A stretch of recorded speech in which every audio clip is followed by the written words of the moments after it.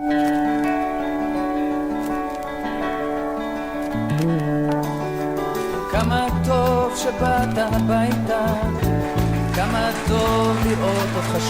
ont relevé le défi de l'Alia. Studio Kalita vous raconte leur histoire. Alia Story, c'est vous, c'est nous.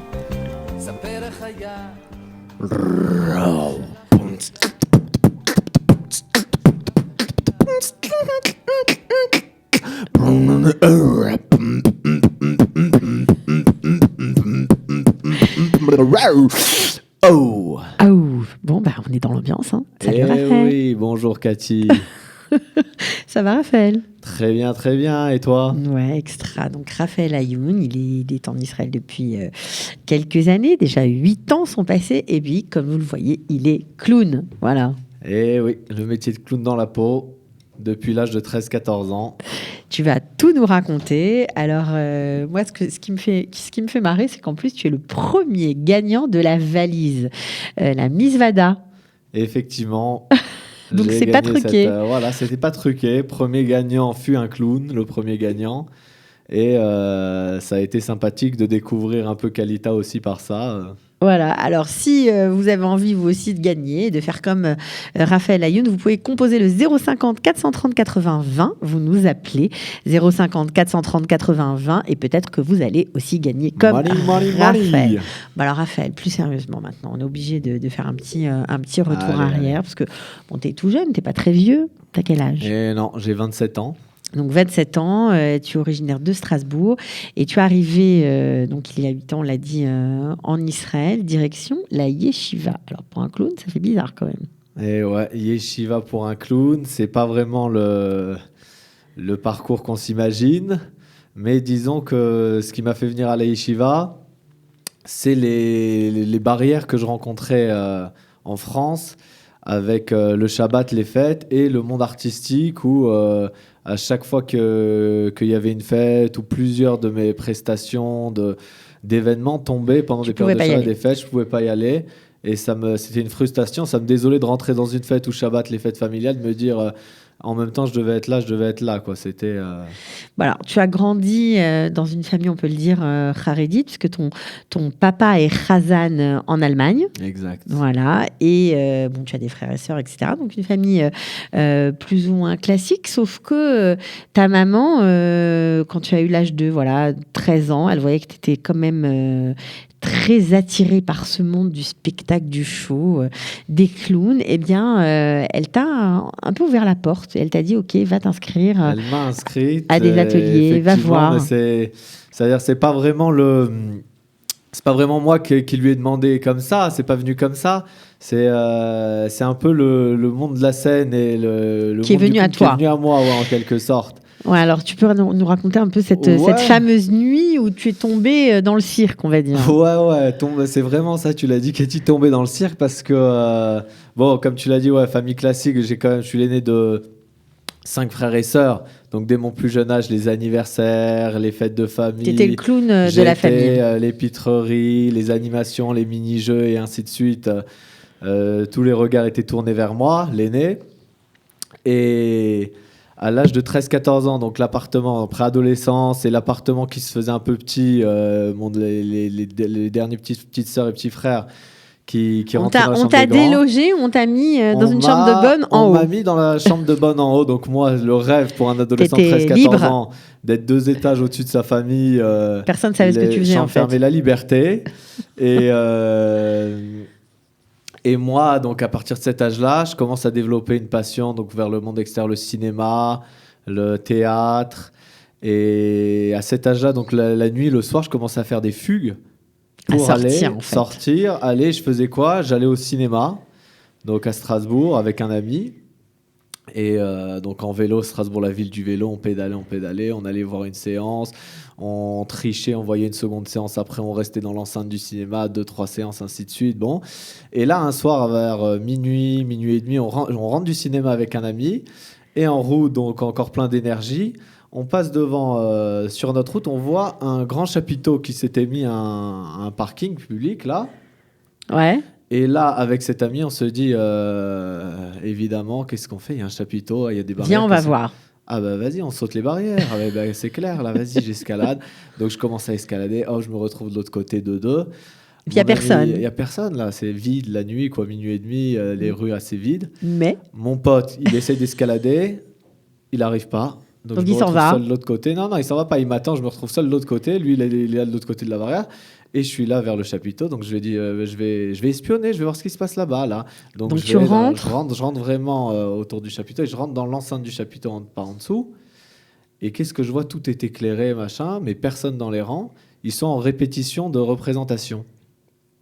Donc tu as toute la troupe de clowns. Devant moi, toute la troupe du cirque. Ouais, voilà, mais il y a des clowns aussi. Hein. Voilà, il y a des clowns, des chevaux, bref. Ah, c'est la folie. La folie, voilà, je me retrouve seul spectateur. Et évidemment, hop, je me fais choper. Le personnel du cirque qui me voit. Et donc, moi, je m'attends à me faire déchirer. Et puis là, finalement, la troupe du cirque, ce sera notre seul spectateur là, de la soirée de la répétition. Spectateur de la répétition, allez. Et je m'installe. Et là, c'est le paradis. Voilà, ils sont tous en train de faire leur show pour moi. Et mon pote, de l'autre côté, il se souvient de cette nuit où il a fait les pires cauchemars. Raphaël, il s'est fait choper, c'est fini. Ils l'ont mis en cage avec les fauves, ça y est, et ainsi de suite. Et puis, moi, de mon côté, le rêve, il me donne des places pour la représentation. Et le jour même, le soir de la représentation, il te prend comme volontaire. Il me prend comme volontaire et il m'avait déjà préparé à l'avance pour quelques acrobaties, donc je fais presque un duo avec lui. Et là, je rentre, je dis à ma mère, écoute maman, il faut que je fasse un atelier cirque, je veux faire un atelier. Je veux être clown. Ouais, je veux être clown, faire un atelier, je veux bosser dans un cirque, je veux être itinérant. Alors comment on passe de ce désir profond de vouloir devenir clown à mélanger son désir de découvrir le monde juif, la Guémara, et d'aller étudié 5 ans dans une yeshiva. En plus, je crois que vous avez été super sérieux pendant pendant votre étude. Comment on mélange ces deux passions, on va dire? Parce que ça continue. Vous continuez d'étudier la moitié de la journée. Moitié de ma journée est consacrée à l'étude de la Torah, la Gemara, Iyun Bekiyut. J'aime bien, moi, d'entendre ça avec votre déguisement. Je trouve ça sympa. Voilà, il y a de tout. Comme quoi, il y a de tout. Hein, et on n'est pas obligé d'être rabbin en black noir et blanc. White, avec le chapeau et ainsi de suite. La Torah en couleur, ça me plaît, moi. Voilà, il y a aussi de la Torah en couleur.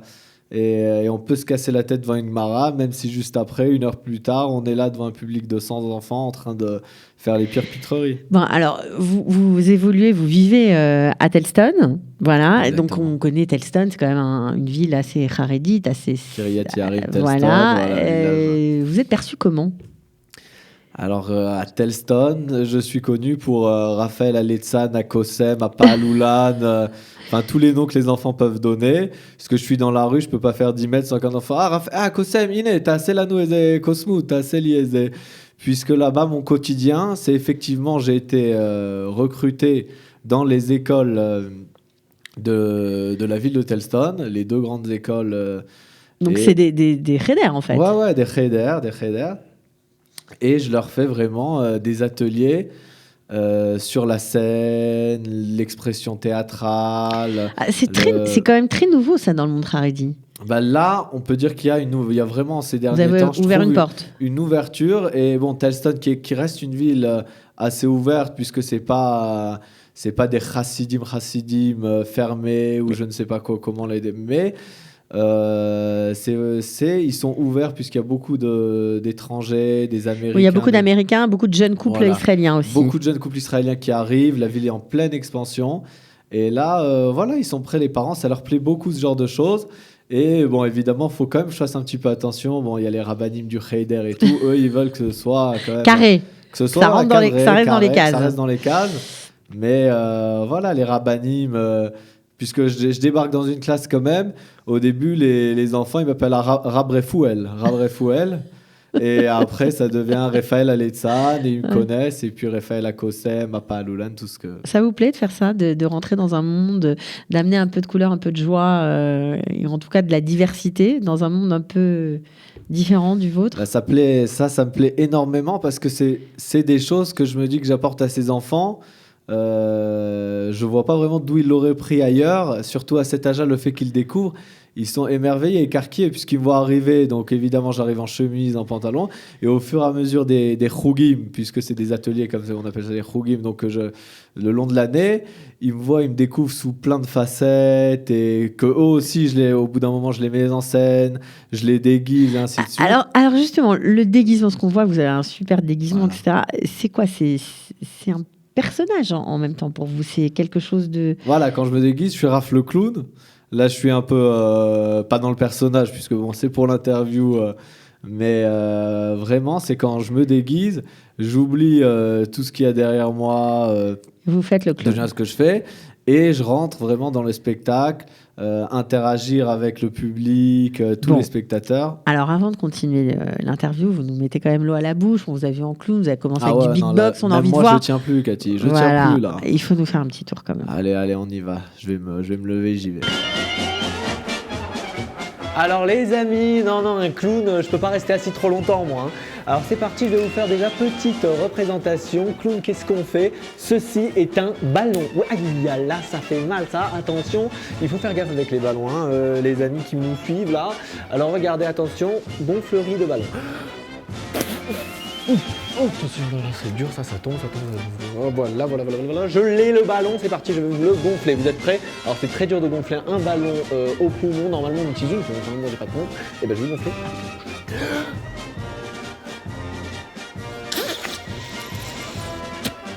Félicitations, on m'applaudit.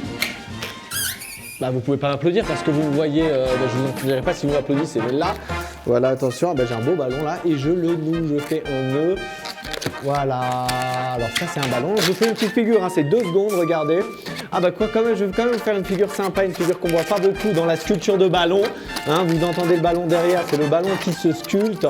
Et ben voilà, alors je fais des petites saucisses, enfin vous croyez que c'est que des petites saucisses pour l'instant, mais vous devinerez jamais quelle figure je suis en train de faire. Hein.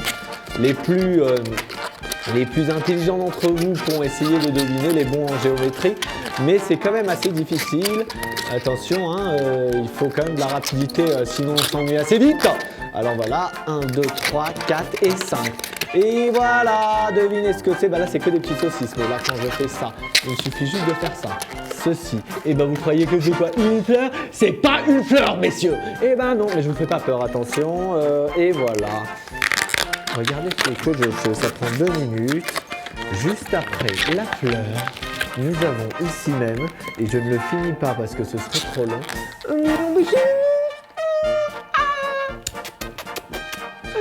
C'est tout mignon. Et ben voilà, ça c'est un petit nounours. Premier exemple. Attention, maintenant, je vais vous faire un petit tour de magie, de clownerie. Et tout ceci, éventuellement, effectivement, avec un grand plaisir, en utilisant qu'un seul ballon. Un ballon que je vais tout simplement vous gonfler. Et vous allez voir, ça va être magnifique. Parce que les enfants, vous vous êtes jamais demandé qu'est-ce que ça mange un clown? Eh bien, je vais vous répondre là, ici même. Un clown, ça se nourrit uniquement de ballons. Regardez, je vais me nourrir avec ce ballon.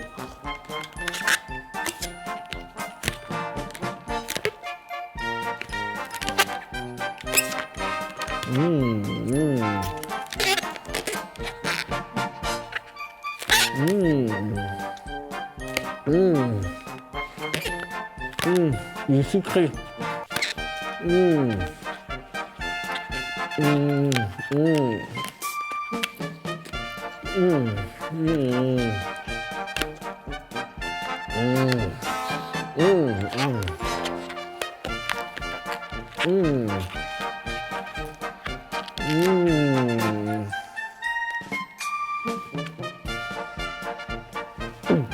Ah! Ça donne mal au ventre au bout d'un moment, hein, faut pas manger trop les enfants. Faites attention, ça c'est dangereux, il n'y a que les clowns qui peuvent le faire. Que les clowns! Ah!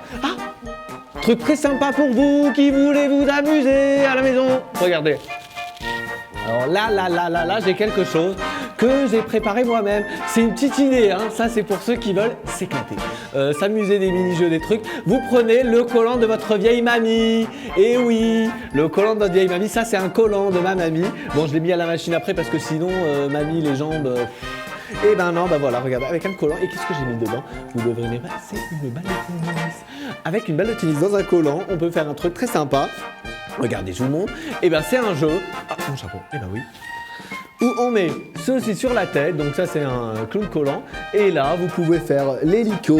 Regardez, aïe, attention, et de passe. Aïe, ah, mon nez. Aïe, aïe. Ça fait hyper mal, hein. Faut jamais, un clown qui perd son nez, ça lui fait mal. Vous pouvez mettre le collant jusqu'au bout, etc. Et le but du jeu, en fait, entre potes, de faire tomber des petits trucs par terre, etc. Des bouteilles d'eau, des verres. C'est un jeu très sympa. Après, bon, j'ai pas trop le temps. Cathy, je peux faire encore 2-3 trucs. Non, s'il te plaît, regarde, j'ai des tours de magie, hein, attention.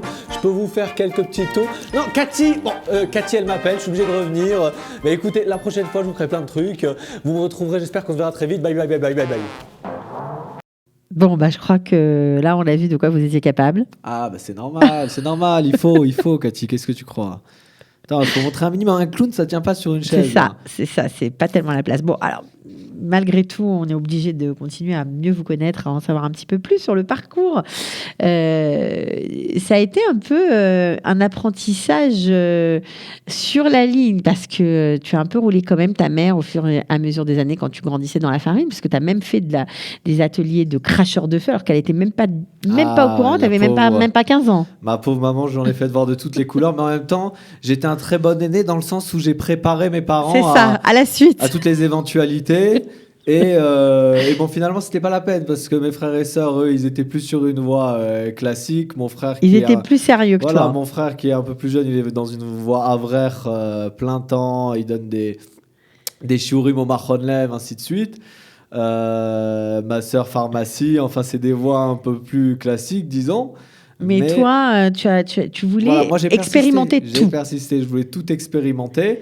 Et comme tu disais, cracheur de feu, parce que quand je suis venu vers ma mère pour reprendre l'histoire un peu de la découverte du cirque et du chapiteau, je lui ai dit, ah bah maman, viens vraiment, inscris-moi, j'ai envie de faire du cirque et tout.